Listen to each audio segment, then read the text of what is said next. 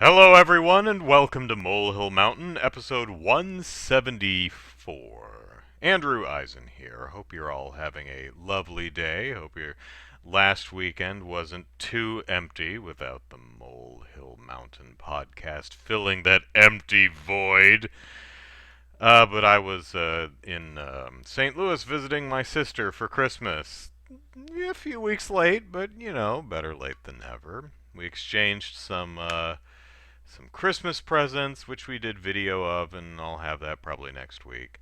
Um, and it rained a lot, and it flooded, and her basement flooded. And guess where I was sleeping? The basement. So we spent a good chunk of the visit, like borrowing water vacuum cleaners and renting a big industrial water vac from Home Depot, and we were all down in the basement just vacuuming tank after tank full of water out of the carpet. Fun times. Fun times. And we also saw Underwater, which is not as alien-esque, the Ridley Scott film, as you might think. Um, it's okay. It's a fine time at the movies. I found the monster design a little bit uninspired. I mean, with all of the horrific and ghastly and frightening things that live in the depths of the ocean for reals, you'd think they'd be able to come up with a monster design a little bit more imaginative than pale humanoid. Oh well. Still an entertaining enough movie. So today, this week, this podcast, this episode 174 of the Molehill Mountain podcast, I would like to spend this podcast talking about DLC, downloadable content for video games, the most important topic one could ever discuss. Uh, Reason being is in the last week we've had a bunch of DLC news. We had Pokemon DLC, although I think that might have been the week before. And then we had Smash Brothers DLC announcement. So let's start with Pokemon. So, I'm not a fan of Pokemon the game. I liked Pokemon Snap. I thought that was fun. Other than that, while I'm an RPG fan, the Pokemon games just have never been for me, which is good because I am so utterly on principle opposed to the way they monetize that series, releasing slightly different versions of the same game twice and uh, charging full price for both. That's disgusting to me, and I'm one of those principled. Well, I will have uh, no hand in that. Which is kind of easy to say for someone who isn't really into the series in and of itself. Um, Maybe if they did that to something I actually really cared about and was passionate about, I might change my tune. I don't know, you know. Um, what if Monster Hunter did that? What if they released, you know, Monster Hunter Alpha and Monster Hunter Beta, and they were both full-priced games. They were almost exactly the same game, but they had a slightly different roster of monsters. You want to play all the content? Gotta buy both of them. Or at the very least, know someone who bought the other version and then trade or something. I'm not entirely clear how that works, but there is content exclusive to each version. Although normally it's along the lines of you go into an area and there's like a rock gym in one, like a ground type, earth type, whatever the types are. There's a fire type gym. I know that's one of them in one version. In the other version, It's the same place. It's a gym in the same exact place. It's just a water version. And it's got some different characters, and the storyline and dialogue is a little different. But otherwise, it's like exactly the same thing. It's more different window dressing than actually different content. And I'm also annoyed that Pokemon, depending on which generation you're talking about, typically will do like started out with Pokemon Red and Pokemon Blue. And then they came out with Pokemon Yellow, which was kind of a culmination of, or a coalition of Red and Blue into one big title. They've done things like that, but they're like, wait. What if instead of Pokemon Red and Blue and then Pokemon Yellow, what if we did two games? So you have like Pokemon Sun and Moon, and instead of a third game that's a big title, they're like, okay, let's have two of them: Pokemon Ultra Sun and Ultra Moon. I hate that. And again, easy to say from someone who's not into Pokemon. So I'm already kind of huffy uh, when you're trying to advertise DLC to me. So while I was watching the Nintendo Direct describing the DLC, which is, of course, you can pay for it now, even though it's not out yet. You can definitely spend money on something that you can't have right now. It's not ready yet. But you can do that if you really want. Do you want? I don't know. So let's see, when does this come out? So by the end of June this year, no specific date, but you can. What is it? $30? Where's the pricing? It makes me nervous when you guys don't actually put the pricing on here. The website does not have the pricing, but if memory serves, I believe it's $30. So there are two parts to the DLC. You can buy an expansion pass regardless of whether you own Pokemon Sword or Shield, and unless things change, by the end of June you will get the Isle of Armor expansion, and by the end of even less specific fall of 2020, you will get the Crown Tundra expansion. Now, these expansions are new areas with new stuff to do, and I don't know if new Pokemon, but they did say that there would be 100 or so returning Pokemon. One of the things that some people were a little upset, some more extreme than others, was that Pokemon Sword and Shield does not feature all 900 Pokemon in it. Which, I mean, yeah, that's disappointing because you're always going to leave out someone's favorite if you leave one of them out, but, I mean, golly, there's over 800 of them. Cut them some slack, yeah? But, so apparently with the first update there will be 100 returning ones, and with the next update 100 more. Still not going to be all of them, but you're getting some more. And if you don't want to buy the expansions, you can still get the Pokemon through the Pokemon Home thing or Pokemon Bank or whatever they're calling it, and also the whole trade with someone who actually did buy it, which I guess is something somebody does.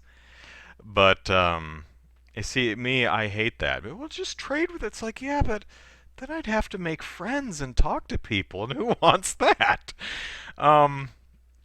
So while I was watching the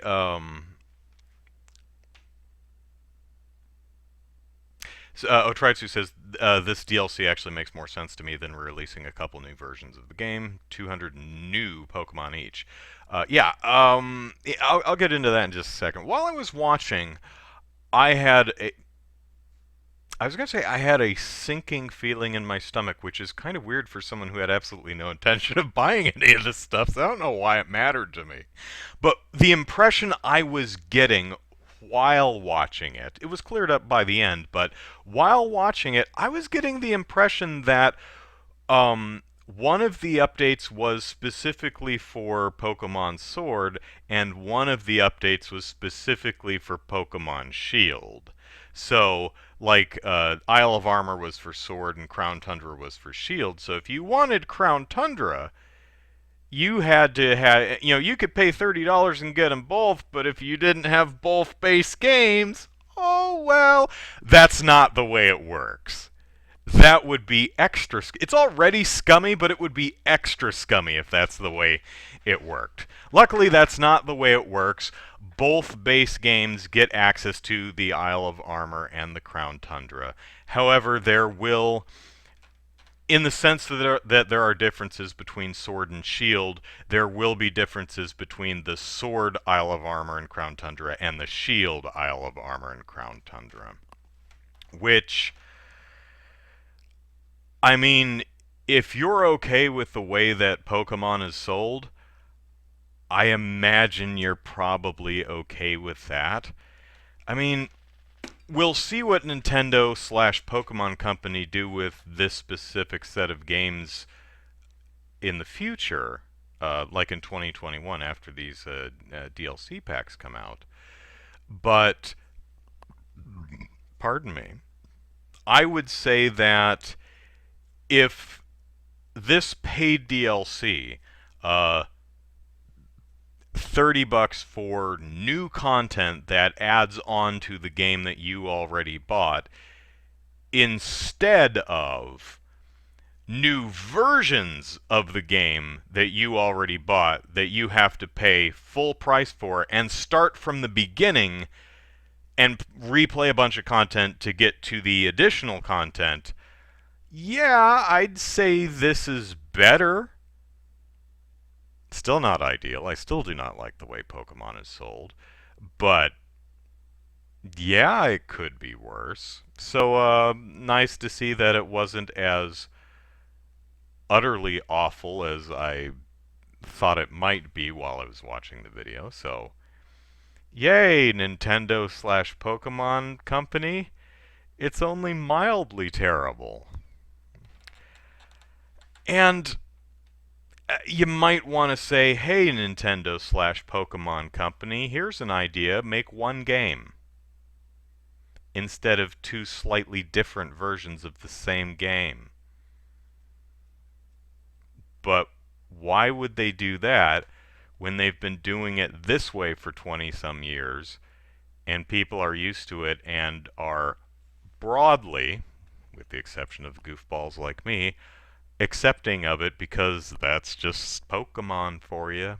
It's the way it's always worked. That's just Pokemon. Luckily, maybe luckily, I don't think a new franchise would get away with this business model today. It seems pretty, maybe slightly, kinda unlikely that a new franchise would get away with that. That was a nice slide up into the upper register. That was fun.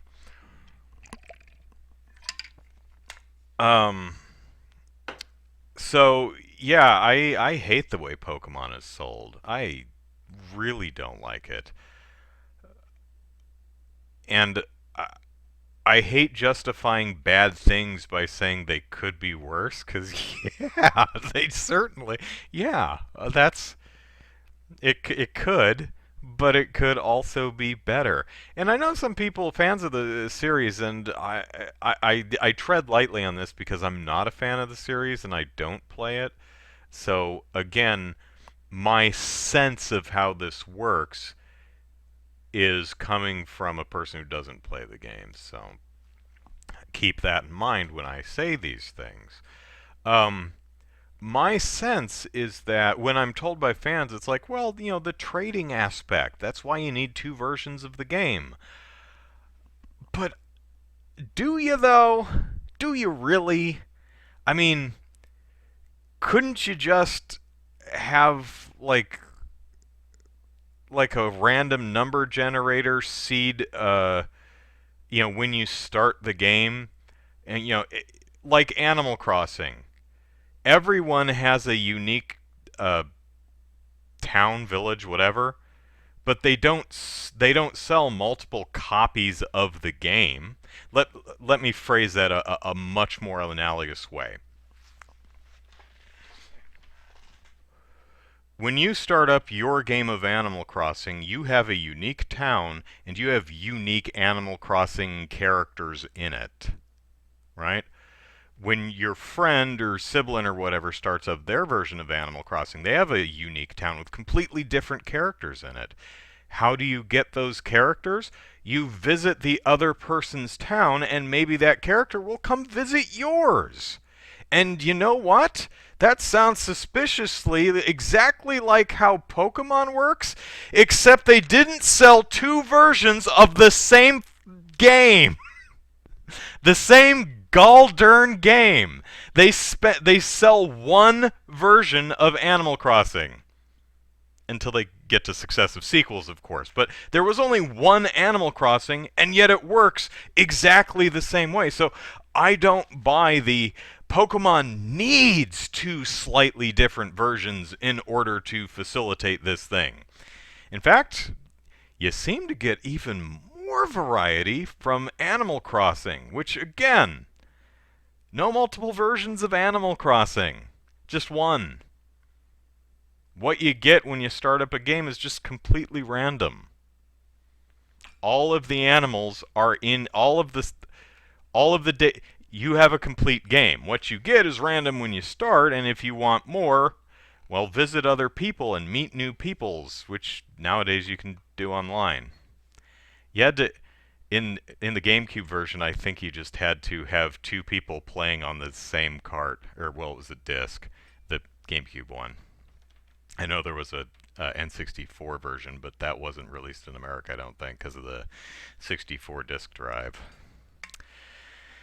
Hey, remember when the old Animal Crossing game had old NES games in it? That was cool. Like you could find a full working version of Super Mario Brothers in Animal Crossing, and Balloon Fight, and Legend of Zelda, and Ice Climber. They don't do that anymore. No. Nintendo would much rather sell you the same copy of Super Mario Brothers multiple times. They ain't giving you that for free.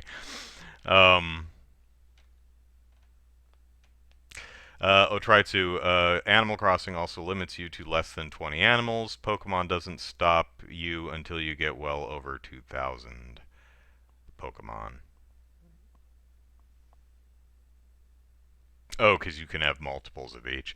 Okay, sure, but that's just the way. That's the difference between the way Animal Crossing and Pokemon. I actually had no idea that was a limitation, but it just goes to show that you don't have to have two versions of Pokemon. The only reason they have two versions of Pokemon is because a couple of people will buy both versions, and that makes them more money. There's no other reason to do it that way. Because you could just have one version of Pokemon, and your version of Pokemon has a different set of animals, or a different slate of rarities. For instance, Pikachu might be super rare on your copy of Pokemon because of the game file you started up. And you may run across them, but it may just be easier to find a friend who has Pikachu and trade it. They would never make Pikachu that rare, but garbage. That's actually a Pokemon, and I kind of kind of love it just because it's garbage. So yeah. Also, hey, Nintendo, put the goddamn prices on your site. Okay, that was mean. Hey, anyone who sells something online or in brick and mortar stores, put the goddamn prices on your site or the shelf tag. And don't do that, put it in your online shopping cart and then we'll reveal what the price is. I speak only for myself, but I won't do that. I just leave. You lose a sale when you do that. Even if I was going specifically to buy a thing and I see a put it in your cart to see how much it costs, I'll go somewhere else. I don't do that. So, you know, don't do that. Oh, also, here's another thing. Hey, websites, I appreciate the whole we use cookies thing, the little pop-up that says we use cookies to track everything you're doing and sell it to other people. I like the fact that you actually warn us and oftentimes have an OK button that a confirmation that it's is it okay with you if we put cookies on your computer? If you're asking, give me the option to say no. Because if I only have the option to either say yes or leave that damn message up on the screen, then it's not an option, jerks. Boy, I'm getting a little prickly tonight. I should eat some cake or something. Let's see. Low. Really? Why is there no price on this? I'm pretty sure it was $30. I'm sure someone in the chat will correct me if it's not $30, but I'm looking at the official site right now, and unless I'm missing it, which is completely possible, I don't see a price here. I also don't see a click here to buy it. Maybe you can only do that on your Okay, let's do an experiment. eShop has the prices listed. If you close the message via the X thingy on the pop-up, you're telling them no. I'm looking at this site on Nintendo sites. This site uses cookies for analytics and personalized content. By continuing to browse this site, you agree to this use. Learn more. Okay, well that one's saying we're doing this, whether you like it or not. But I've seen ones that say, "Are you okay with this?" And there's literally no close button. It's just like a banner that appears. It's a frame that they pop up on like either the top or the bottom of the site. Okay, so Atritsu saved me a step. It's actually that's what I was grabbing my Switch for, was to check the eShop. So yeah, $29.99, which is generally what you would expect for most DLC. Although I could be completely wrong about this, but I was getting the sense that these DLCs are fairly slight, like these expanded areas are fairly small with little to do. I could be totally wrong. Maybe it's just the concept art that they showed, which for the Isle of Armor was a little island with a rock bridge on it. I'm like, is that it? Is it just that one little place right there? And the Crown Tundra is this mountaintop, this house on a mountaintop with a tree behind it. And I know it's just concept art, but it's like some of the only stuff that they showed from it. And I was looking at that like, is it really just that kind of small area? I mean, when they first showed the map for whatever the region for Sword and Shield is called, they showed the whole map, and you're like, oh, it's a big area with here's a town, here's a town, here's a town, here's a town. Ah, neat. Looks like a big chunky game area. It looks fine. These, I don't get the sense that it's a very big area full of worthwhile content. I don't see any evidence really that leads me to believe that it is very slight in its content, but I came off of it. Let's see. Buy the two fairly expansive wild areas that have all sorts of new Pokemon, says it tried soon.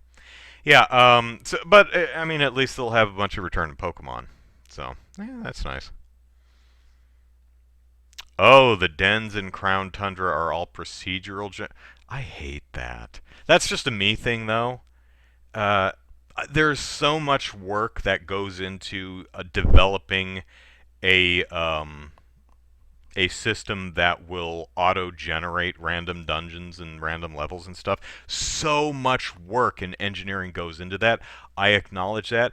But my first impression of, my gut instinct, that jerk bit in the back of my head whenever I say random generated levels, I'm like, lazy.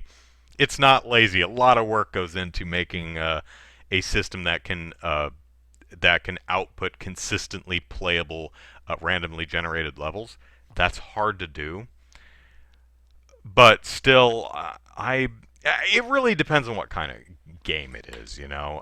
If they're just going to a dungeon to farm Pokemon, it might be nice if it's a slightly different thing each time, so you don't know what you're doing. Although it is weird to go into a dungeon and it's different. That, from a story perspective, it's like, well, why is this different every time I go in? That's weird. But I mean, for games like Spelunky, that game would be a different game if it was just, was it 4 worlds? If it was the same set of levels in each world every time, it would be a very different game. Not necessarily better, not necessarily worse, just very different. So random generated levels are, it depends on what your intention with the game is. Generally, I don't like random generated stuff. I like professionally curated content because I'm very snobby or something. So, all right, that's Pokemon. Let us move on to Super Smash Bros. Ultimate. This Nintendo Direct was 35 minutes, 40 minutes, something like that. Um, Now again, I don't play Super Smash Brothers because I'm not into fighting games or that type of party game, if that's how you would prefer to classify Smash Brothers, which is fine. Um, but I love Smash Brothers. I don't play it. I'll never buy it. But every time a new Smash Brothers come out, I gleefully and enthusiastically devour every single bit of news about the game. I love reading Sakurai's development blogs and all of that fun stuff. I love seeing who all the new characters are and what new stages there are and what their moves are. And because I'm a big Nintendo dork, I'm also a big video game dork. I love. I'm also old for a YouTuber, I guess. I'll be 40 in a couple of days. So I've been around since I was born in 1980. So I've been around for most of commercially available video games. Um, the Atari was the thing when was around when I was very, very, very, very young. The NES came out when I was in America when I was 5. So while there were, I didn't get the NES till later, but I started with the Atari and I moved on from there. So my life has been pretty much the commercially available start of video games to now. So I have a great affinity for the history of video games. So I love Smash Brothers not just from a Nintendo fanboy perspective, but from a video game history perspective as well. River says I'm an old man now. Yeah, well, I'm not old until next week. When's my birthday? 2 weeks. 2 weeks from today. Look at that. The podcast 176 will be my birthday podcast. How about that? Um, I'll get a cake and I'll sit here on the podcast eating cake, and you can all watch me eating cake, and it will be carrot cake, the best cake. The hell was I talking about? Smash Brothers. So, um, laying, who am I and my relationship to Smash Brothers? So I appreciate the game. I love learning about the game, but it's not a game I play. So the game came out, and then they started doing DLC, and they said, "Okay, you can pay us now, but we're not going to announce what all the. We'll announce what the characters are shortly before we release them." Okay, whatever. I mean, at least you have an idea of what you're going to be getting. The season pass or fighters pass or however they phrased it. It has 5 new characters. Each character comes with a stage, and each one comes with a suite of music. So you may not know you do not know which characters they are, but you know what you at least know what you're paying for. 6? Joker, the Dragon Quest hero, Banjo-Kazooie, Terry Bogard, and another Fire Emblem character. It's 5. Fighter Space. The second one is 6 characters. That's right. Oh, also there was a free for a time, but it's on sale now. The Piranha Plant. I love the Piranha Plant. That is so cool. Cause so imagine who would have thought the Plant would be a fighter? It's so cool. I love that. Still not playing the game, but I absolutely love that. I know some people look at the Piranha Plant and are like, "Oh, that's stupid." I'm like, really? Have you no sense of fun? Jesus. But I love Piranha Plant. Um, so the very last. So here we went through. I actually was going to do kind of a. Let's predict the fighters, and then they released. They announced Joker as the first one. I went, Joker from Persona 5, a game that we're not getting, and Persona 5S is not actually Persona 5. It's a different game, which we learned later. Huh. Well, that kind of changes my list, you know? And it's like, wow, that is definitely one I did not expect. Ooh. Ooh, this is going to be neat.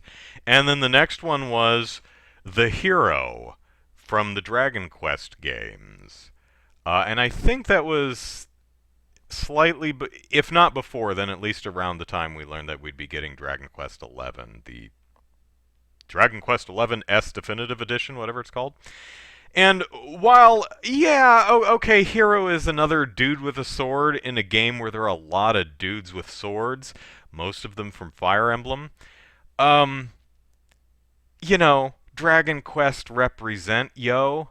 And they did a cool thing where they switched the costumes to um, kind of make him different heroes from different versions of the game, and the Final Smash had even more of them. That was super cool. That's just great, and it's really all in the details. Boop. Otritsu listed the fighters, including Piranha Plant, and um, it got moderated. It got stuck in a queue, and I had to approve it. I don't know why though. That's weird. There's there's no profanity in there. I don't know why that got moderated.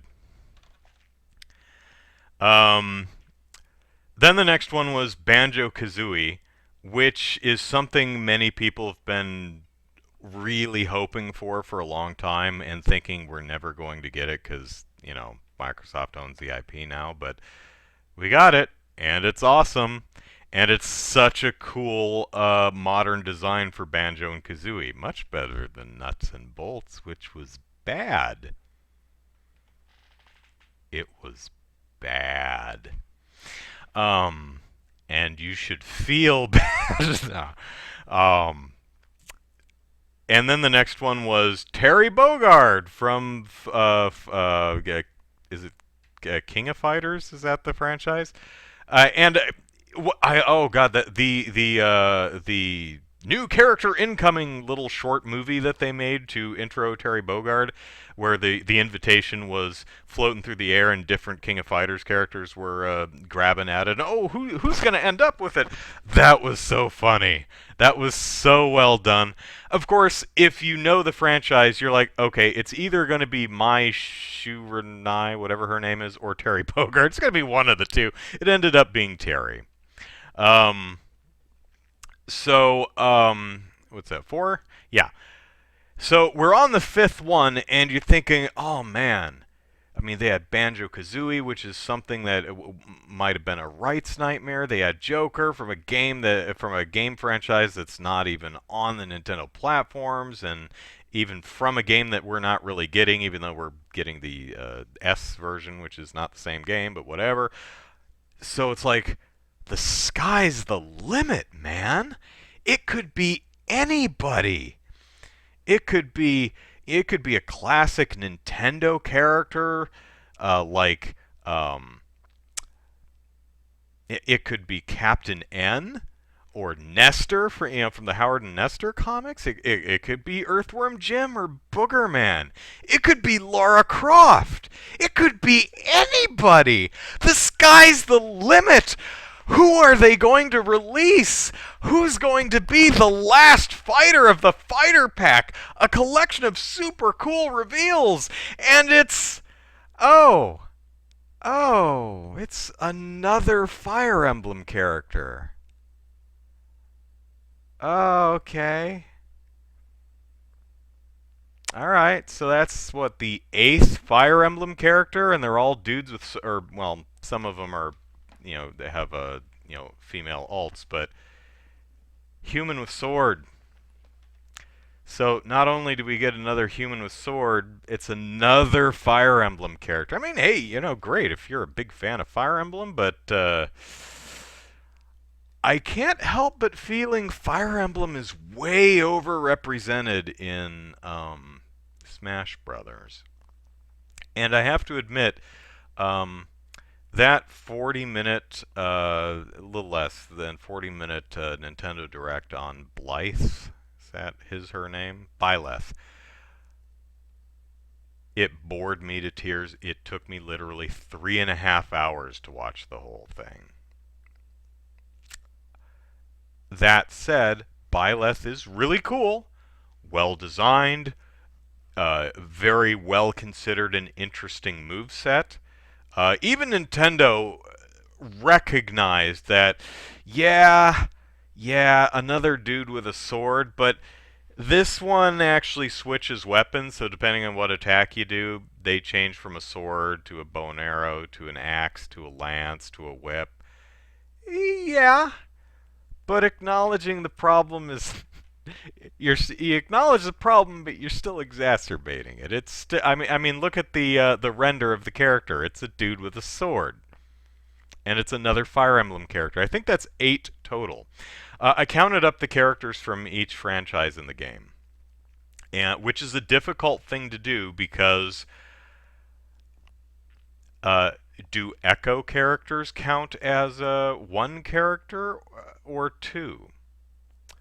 3 of the Pokemon, Pokemon Trainer is 3 Pokemon that have been separate in other games but are the same in this game, or maybe I've got that backwards, but they are officially numbered. Charizard, Bulbasaur, and Squirtle, whatever they are, they have individual numbers. So do you count those as 3 or 1? On Nintendo's site for this specific game, Pokemon Trainer is counted as 1, not 3. So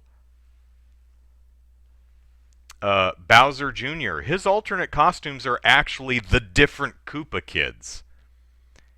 Do you count that as 8 or 1? So it's really difficult to count the representation for each franchise. But if someone asked you without you knowing, and superfans probably already know, but if you asked average person, hey, what do you think are the top 3 most represented franchises in the Smash Brothers game?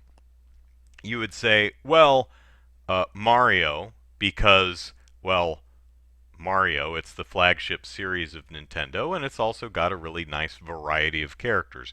I mean, Luigi and Mario are pretty similar, and they do a Dr. Mario, and Peach and Daisy are similar, but you've got Piranha Plant in there, for crying out loud. There is a potential variety there. It's the flagship, so you would expect Mario. I would expect Pokemon, because another very big series, and also it has hundreds of different animals that you could choose from. So there's a hell of a lot of variety there. I'd probably say Zelda and Metroid, maybe Star Fox, because you've got a bunch of characters in there. But if you count it up, it's Mario, Pokemon, and Fire Emblem. The next one, which is a bit further down the list, is Legend of Zelda. I think it's 6. I think Fire Emblem has 8 and Zelda has 6. It's not a bad thing, it's just kind of odd.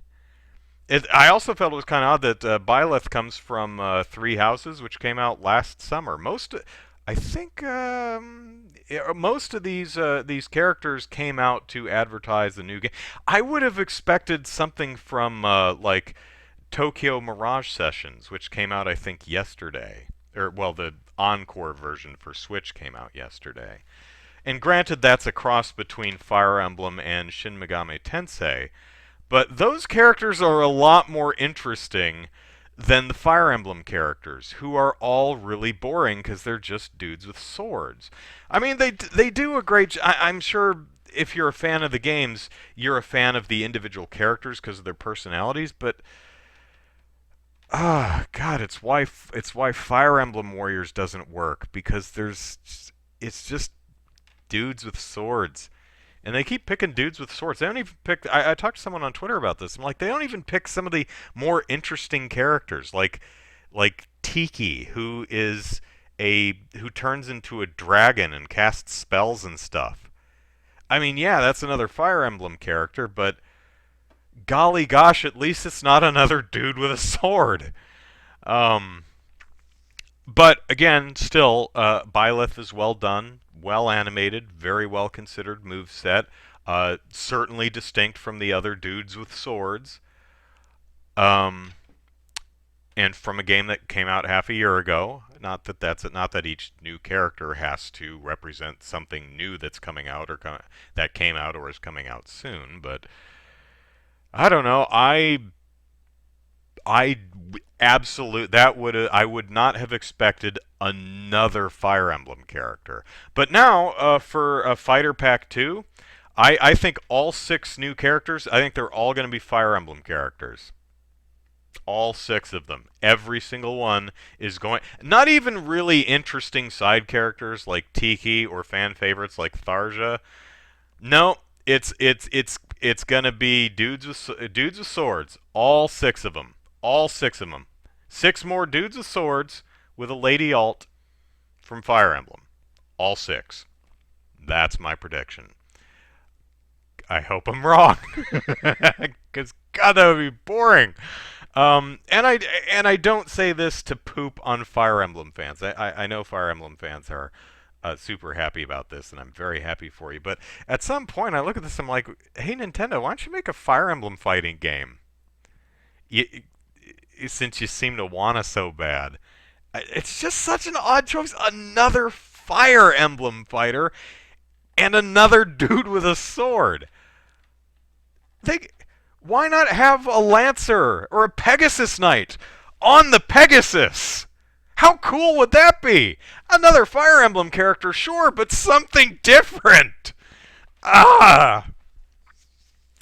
Also, I don't know if it's my incredulity at yet another Fire Emblem character and dude with sword, but when I was watching the Nintendo Direct, my impression was that the stage, which is one of the stages that switches areas every minute or two, is really, really boring. I don't know if that was just me, and I don't know if I was negatively influenced by my already lower opinion of that selection. Um, and let me be clear. I'm not against it because it's Fire Emblem. Like, if this were the first or second Fire Emblem character, I wouldn't have a problem with it. Like, I don't give the slightest crap about Geno or Mallow from Mario's RPG. I've played Mario RPG. I thought it was pretty good. I have never cared at all to see those characters again. They never meant anything to me. It was always surprising when I had heard people had such a deep fondness and love for those characters and wanted to see them in Smash. I think at least one of them is an assist trophy or sticker or ghost or spirit or whatever they are. But I would have been perfectly happy and even enthusiastic to see one of those two announce as the fighter. So it's my opinion is not based on I don't like Fire Emblem. It's genuinely it comes from just a incredulous another one of these, really? From a game you're not even promoting anymore? It came out half a year ago? Odd choice. So, anyway, I was talking about the stages. So, they're just big, open, empty, and boring. So the first one is a marketplace, which is this wide open area with absolutely nothing in it. Both sides of the screen have a bazaar or a stall to sell wares with nobody in either of them, and you can smash them in Smash Brothers. In the background, there's the castle, I guess, with a big front door and a single guard standing over there. And three random characters from three houses are standing there. Whee! Yay! Just three of them standing in a group, just in the middle of nowhere, just off by themselves. Just they look really lost in the open, empty void of that stage. And then you move to what looks like a like the grand hall in Hogwarts where they eat breakfast, where they eat meals. It's this dining room or something like that, and it's this incredibly big, open, empty area with just a rows of desks or tables or something. There's no furnishings, there's no decoration. It's this gigantic, open, empty, boring, dull area with three other characters kind of standing in a group in the middle there somewhere. And then you move to another area, the bridge, a bridge. It's a very wide, open, flat, boring, nondescript gray stone bridge with there's a Pegasus Knight that does like figure eights in the background, but isn't really doing anything specific. And there's another three characters standing on the bridge, rooting for him. And then move into, I guess, the cathedral, which is, you guessed it, a giant, boring, empty area. I think this one has like three platforms in it. It's like they got bored and they're like, I don't know. And look, platform, platform, platform here.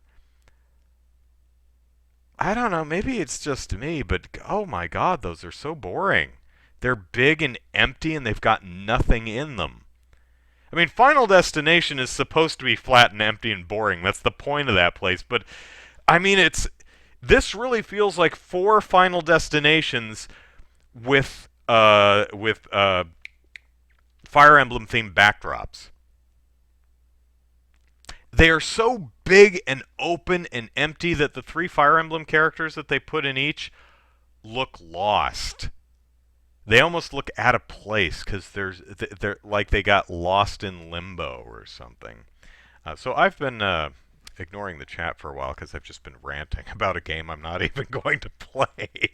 Let's see. River says I can't stand the grind in turn-based RPGs. If I am fighting enemies, I want to actively fight, not press a button. Press in menu. I guess you're referring to Dragon Quest Hero. Yeah, turn-based fighting systems in video games are definitely not for everybody. I like both turn-based, menu selection RPG battle systems and the more active ones, similar to the one you'll find in The Last Story. What I don't really care for is the problem I have with those is a lot of times you'll lose the control over the other members of your party. I think the action stuff works better for RPGs that only have one character.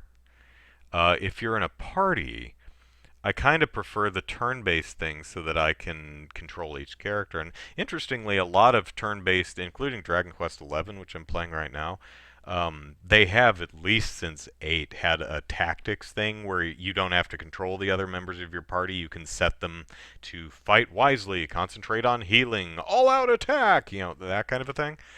Um, but, it's definitely, and I know a lot of people really hate random battles.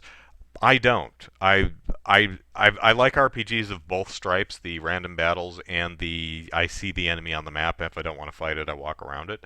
Um, the only time I don't like random battles is if the encounter rate is not tuned well. Um, there are definitely RPGs like the original version of Skies of Arcadia, which had the random encounter rate just tuned way too high. Like you couldn't go 4 steps without hitting a battle.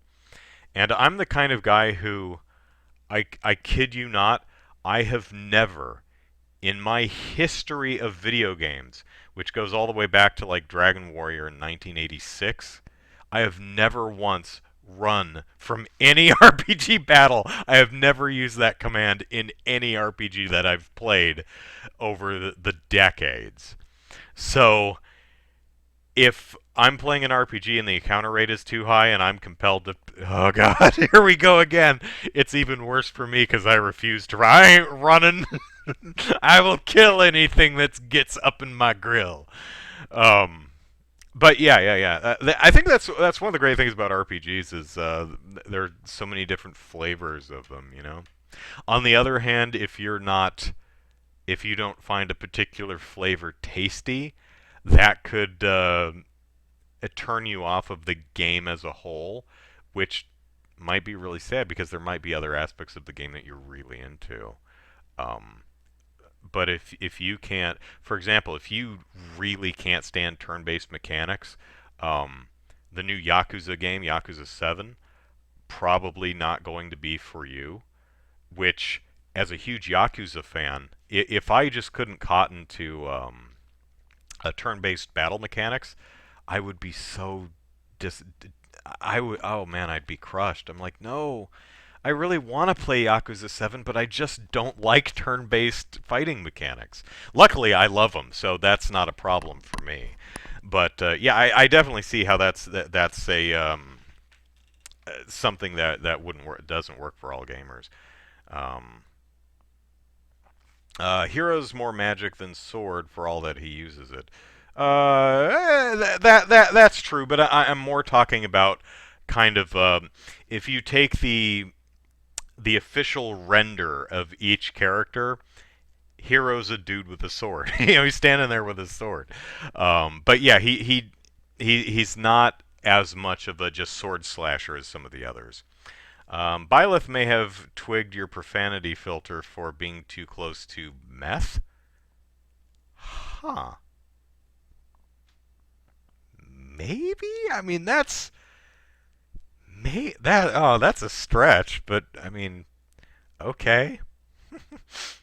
Oh, Otritsu. 17 games in the series. Byleth's got all the pieces of the weapon triangle, not just the sword. I think I mentioned that. Yeah, he or she, depending on which version you're playing, um, depending on which move you do, uses I think they're all like the ancient weapons or something like that. So he uses a sword, lance, axe, but also bow and arrow and whip. I think. I don't think he actually uses. I don't recall seeing like magic or spellbook or anything like that. But at the very least, Nintendo, for whatever reason, it selected another Fire Emblem character. It did at the very least go. We could go with a more interesting character like I said, Tiki or Pegasus Knight, but we really want to get the lead from the most recent game, Three Houses. But what could we do to make sure, at the very least, we don't have another damn dude with a sword? Well, let's give them all the weapons. You know, I'm glad we have at least that, because the character is. What was the previous Fire Emblem character? Corinth, something like that? And she, I think there was a male and female version of that one. Again, dude with a sword, but has like weird dragon attack powers or something like that. So they are all distinct. At least. You could. Dude with swordsy as they may be, with the exception of I think like Roy and Marth, they're at least not echo fighters of each other. You know, you couldn't honestly categorize them as echoes or clones of each other, but they are pretty similar. So Mario, Zelda, Fire Emblem. Oh, that we thought the top three would be. Yeah, it's Mario, Pokemon, and Fire Emblem by far. and then I think the next one is Zelda.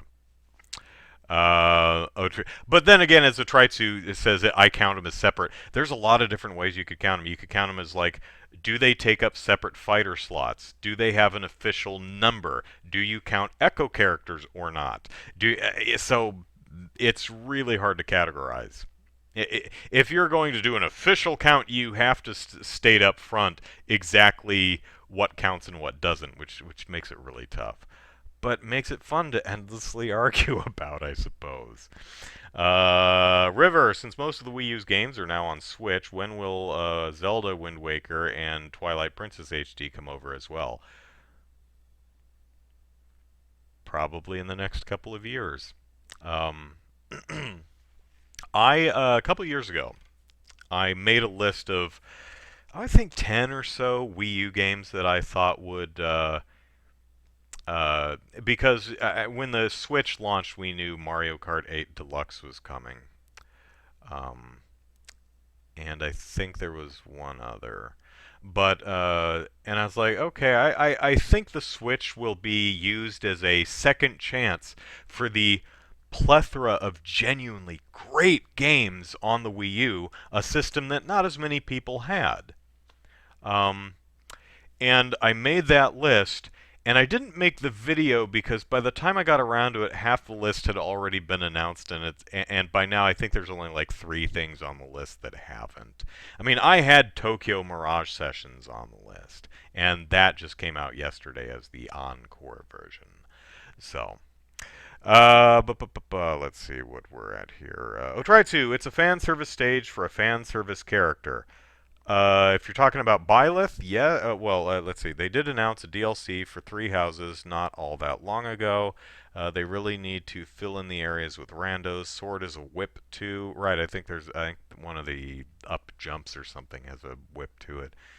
You can latch onto the edge. Um, Corrin, and they're a dragon shifter with a sword. Right. I mean, if it's a dragon with a sword, that'd be great. But it's a dude with a sword who turns into a dragon, something like that. Yeah. I don't begrudge that there's a Fire Emblem stage. I begrudge that it's empty and boring. I mean, I like the fact that they populate it with recognizable characters from the game. That's great. You're like, oh, hey, it's Cindy and Eric or whoever, you know. But I mean, it's like, taking a picture of the Grand Canyon and like having your family, posing and waving, and they're just like way over there. They're swallowed up by the enormity of the area. I think they could have done more set decoration or something just to make these areas seem less cavernous and empty. Um, or maybe it's just me. So, Fire Emblem fans, let me know.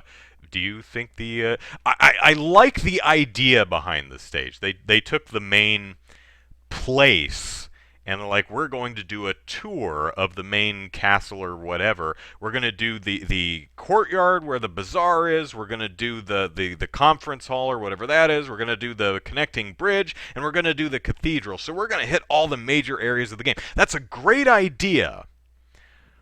I just don't think each area is executed as well as it could be because they're just open and empty and boring, at least to me. So, lastly, and we're already at 8 o'clock, but lastly, I would like to talk about what game I think has the best DLC. And, folks watching, both of you, please chime in the chat with what game, or games, feel free to pick more than one. What video games do you think have the best DLC? Someone on I posed this question on Twitter and on Facebook. Only got one response, at least last time I checked. But one response was the Mario Kart 8 DLC for the Wii U version, and it was good. I've praised it in the past. In fact, if I'm remembering correctly, and I should be able to because I think I brought up the tab somewhere. No, I didn't. But the DLC, there were two DLC packs. Oh no, that was right. So for $12, you could get the both DLC packs are for $8 a piece.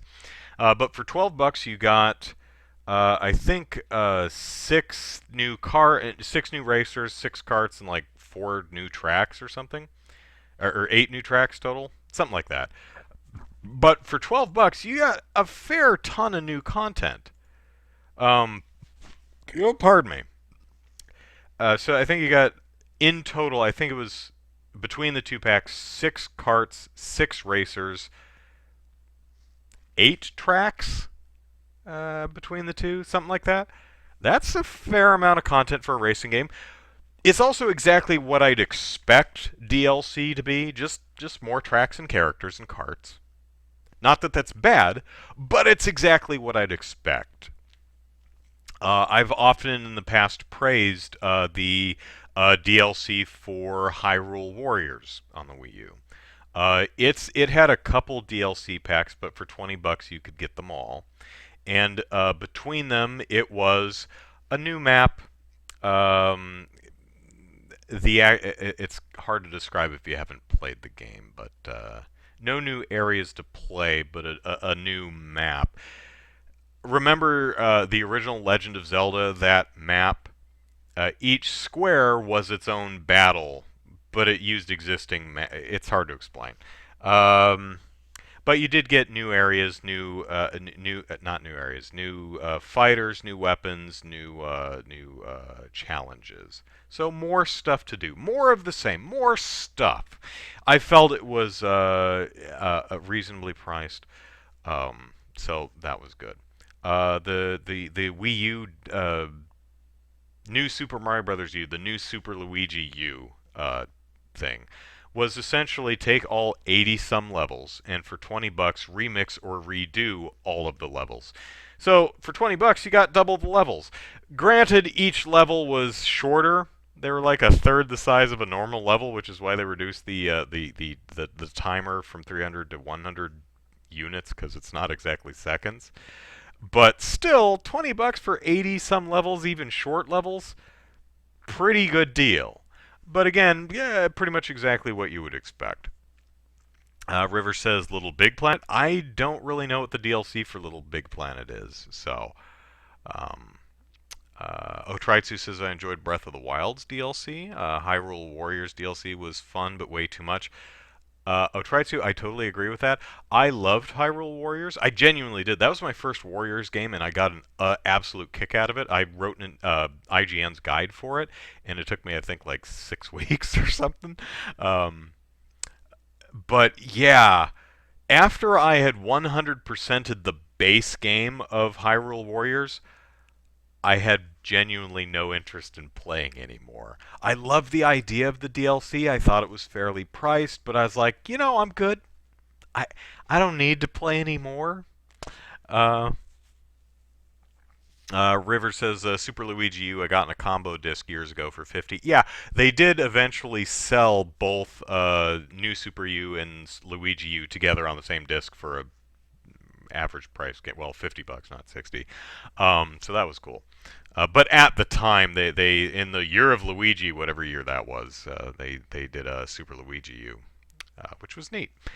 Um, so I thought about it, and the game I'm going to give best DLC to is Resident Evil 7. Um, let me tell. And this is interesting because I think Resident Evil 7's DLC was overpriced, but I think Resident Evil 7's DLC, just the content itself, was just so good. Let me take some time now to describe in annoying detail what you got for for each DLC pack. So the first pack was $10, and it was it came with two scenarios. One was your typical horde mode where there were like 5 waves of enemies. You had to fight them off in a contained area, which is not normally my speed. I don't really, I'm not a horde mode kind of guy. The mercenaries mode that Resident Evil often has. It's similar to that. Basically, you're a dude, you're trapped in the basement, and you need to make it last the night. So each wave is an hour of time, and it's just really smartly done. Um, you turn on this little trash compactor that generates scrap, and the more scrap you get, the more weapons and ammo you can buy.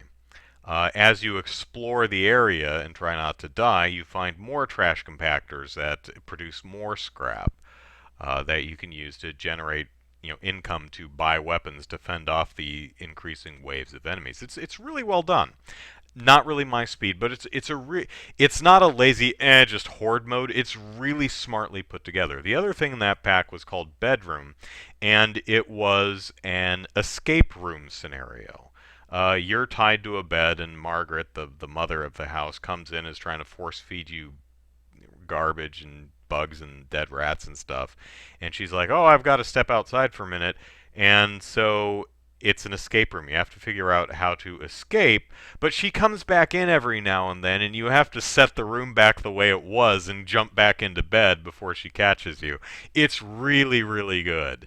It's short. It's probably only going to take you an hour unless you get like really stuck on something. Um, but it's really well done.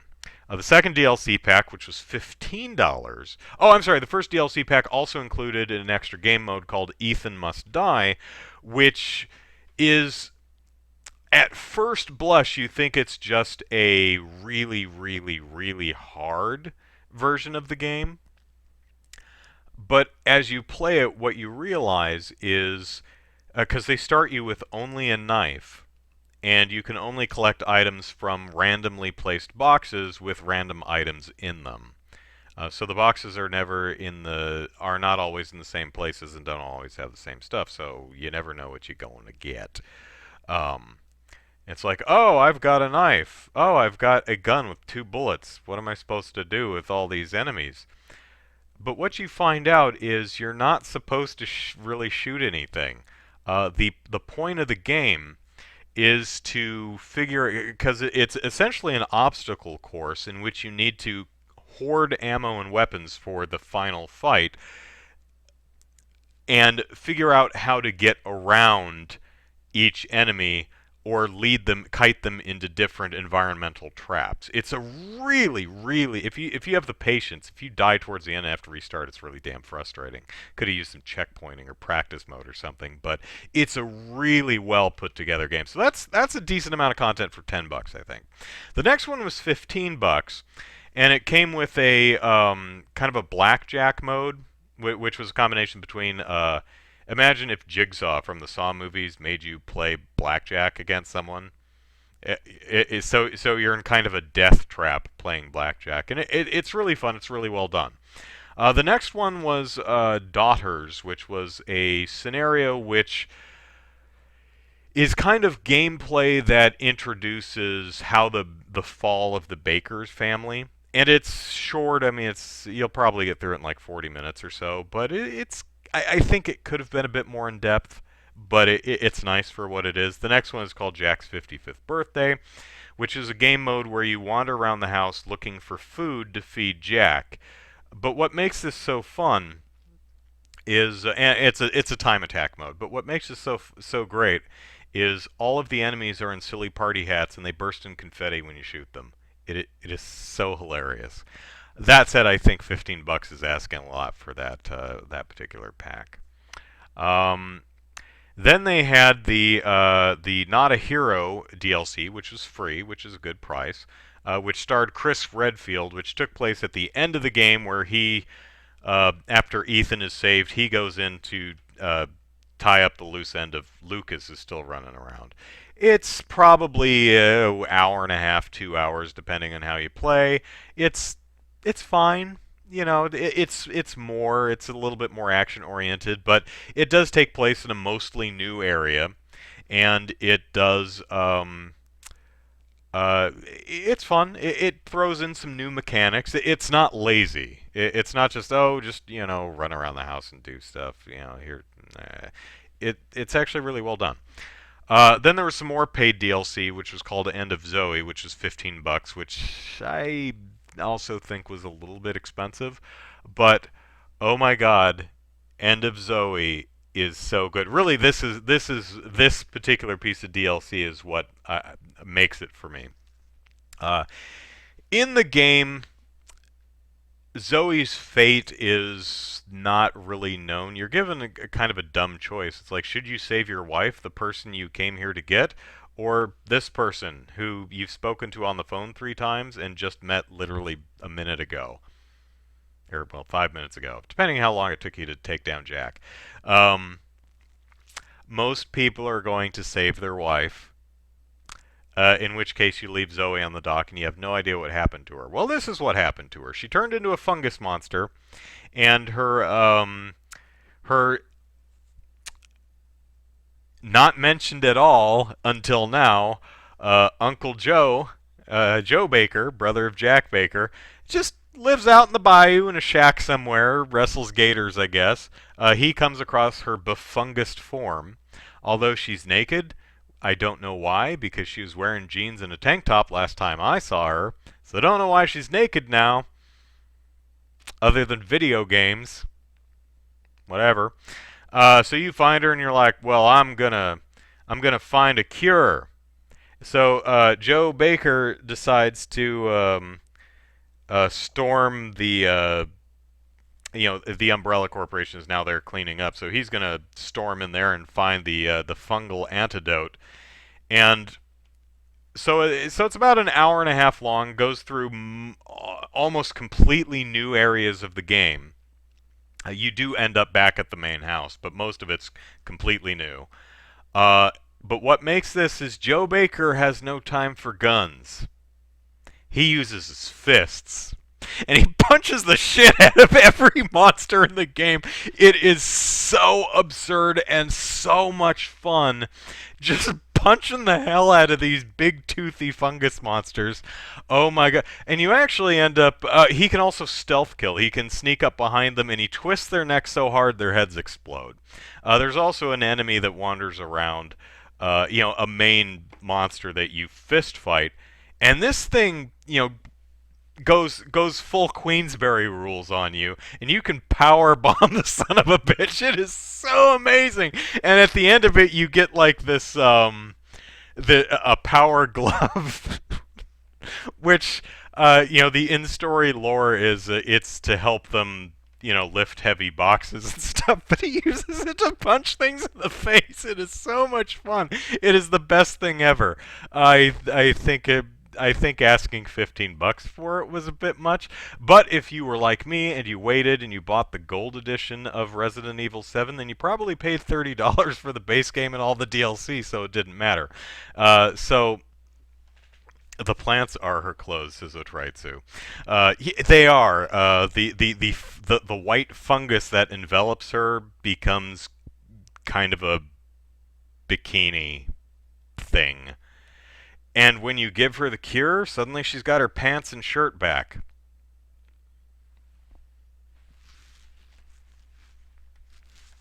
Mm. So what really makes that DLC set for me is the variety and the the willingness to try new things, both straight face and serious, and some just utterly absurd. It's like, what if there was an Uncle Joe in the Louisiana Bayou and he just punched these monsters straight in the face? Yeah, it is so silly, but it's so good. Um, and they don't overstay their welcome. They're only like an hour and a half. Again, depending on how quickly you play. Oh, and there's this weird thing where as you walk through the End of Zoe scenario, you collect these little like voodoo dolls with boxing gloves, which ups your punch power. So the more little voodoo dolls with boxing gloves you collect, the harder you punch. Oh, and Joe Baker doesn't do the green herbs thing. No, no. He picks up bugs and he eats them raw, like crayfish and centipedes and grubs. He just noms that stuff. It is so funny. Oh, it's so good. Um, oh, Otritsu, yes, I read your comment wrong. Otritsu said the plants ate her clothes and then regurgitated them again in one piece, or they got her another set exactly like the set she was wearing before she got infungused. Mm.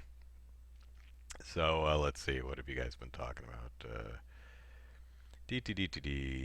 Okay, so didn't miss too much. So, yeah, I do definitely think the all the DLC was overpriced. I think in total that would be $40 worth of DLC.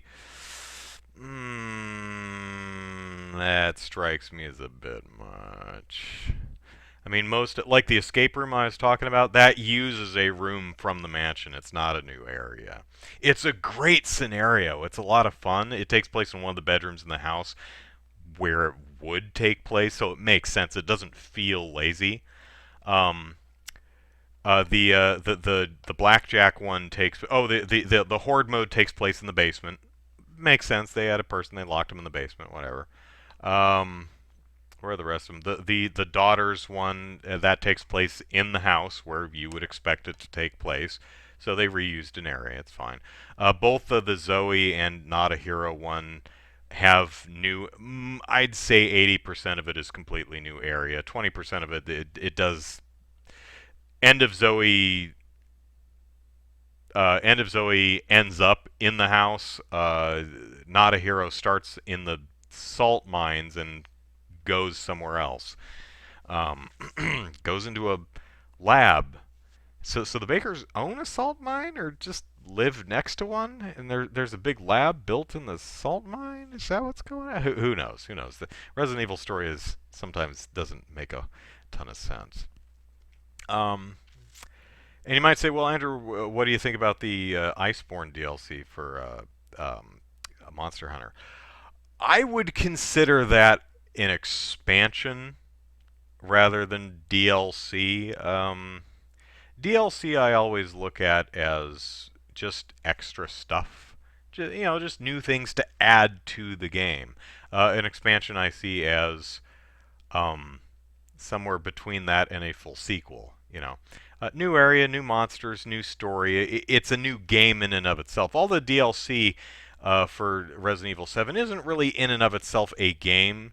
End of Zoe and Not a Hero are less than 2 hours each, so that's you could call them bespoke games, but they're really short. Iceborne is dozens of hours easily. So I consider that. I mean, it's an arbitrary distinction, I suppose, but I draw a distinction between the two. I love Iceborne. I think it's fairly priced, and I think it's great. But that's why I went with Resident Evil 7. I just found the sheer variety and creativity and willingness to try new things and willingness to actually they delayed some of that because I remember like Not a Hero was originally supposed to come out in like the spring of that year, and I think it was delayed till at least half a year later or something like that. So it was clear that they really took their time to develop new assets and make something genuinely cool. I mean, some of it used existing assets, but a lot the two major modes uh, brought in some new stuff, and tied up some definite loose ends from the story, namely what happened to Zoe and what happened to Lucas, which were two very dangly plot threads. So, River says, I remember when DLC were expansions like the Elder Scrolls Morrowind. Yeah, that was back before the internet, back in my day, uh, they had to do sequels. They had no way of really distributing, extra content or anything like that. So, occasionally you would have expansion packs or expansions. That was much more common, almost exclusive to PC at the time, where you would have a base game and then they would sell an expansion for like 20, maybe 20, $30, and it would just add more content to the existing game without you having to buy a whole new game.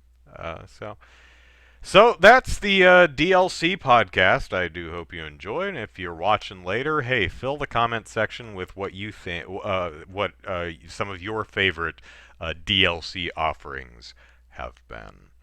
So, I will see you cool cats all next week for another lovely and fun and topical episode of Molehill Mountain. Until then, follow me on Twitter at Andrew Eisen and watch my YouTube videos. So, have a lovely night, everyone. Take care of yourselves. See you next week. Bye-bye.